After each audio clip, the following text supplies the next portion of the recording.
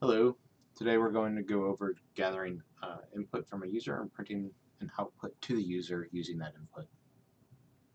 So the objective of this program will be to get the person's info. So it'll be the name, the age, the city, and then we'll print a welcome sentence at the end saying, hello, I'm blank their name, I am blank their age, and live in blank the city. So we'll break this into two parts. First we're going to gather the input, and then we're going to print the output. To gather the input, we're going to use the input function. When the input function is used, it sits and waits for a user to input data, and then will return whatever input was given. So we'll start off, make sure we comment as we go. Set the variable name equal to the first input. And our second input is age. That'll be this input. And then our third and final input will be city. So we'll set name our variable city, set that equal to as for a third input. So now we'll do our print statement. So welcome statement.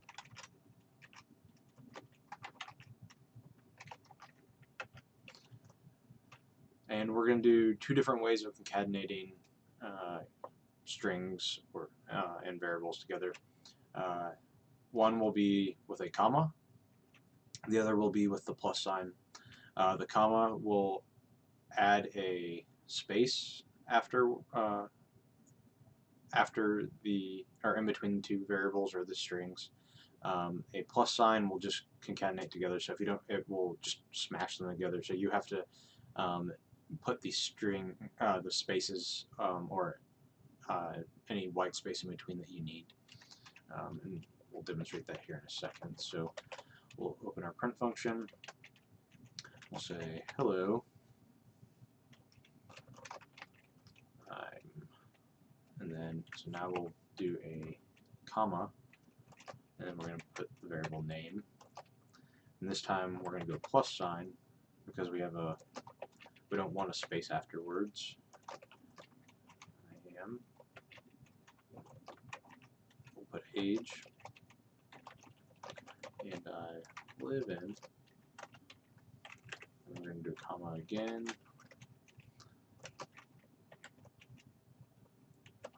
And some of you plus sign because we need that.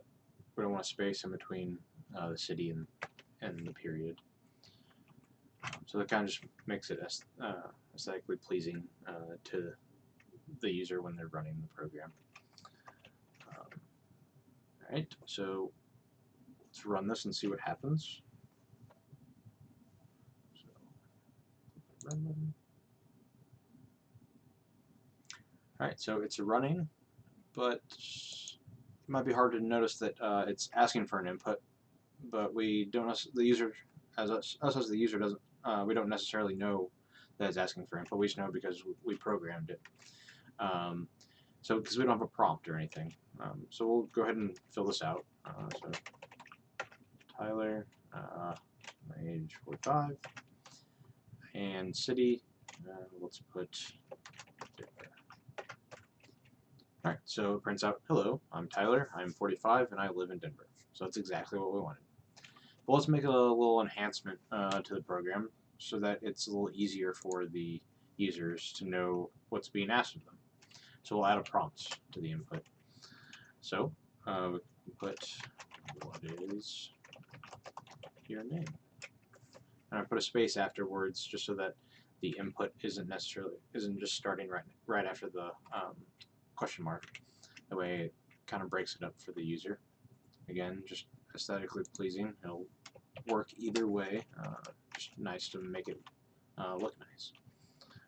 What is your age?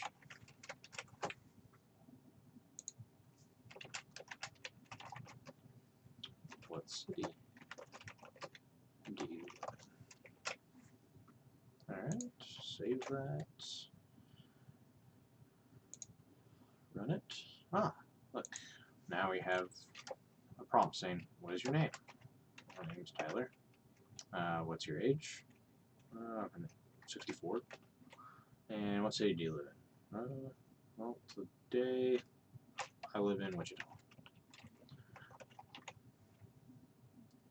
Oh, and look, I forgot to put a space after. So, see there the difference? So there's a space after each of those, and if I put a space after the question mark here, so kind of mashes it together. Just my preference of putting it afterwards. So I'll complete that and save it. So that is how you gather input from a user, and then take that input and print it out into a statement. Kind of makes a nice little sentence to kind of use. I mean, we could just print out the input if we wanted to, but kind of nice to make it into a sentence so it kind of makes sense. So you can see the concatenation between strings and variables.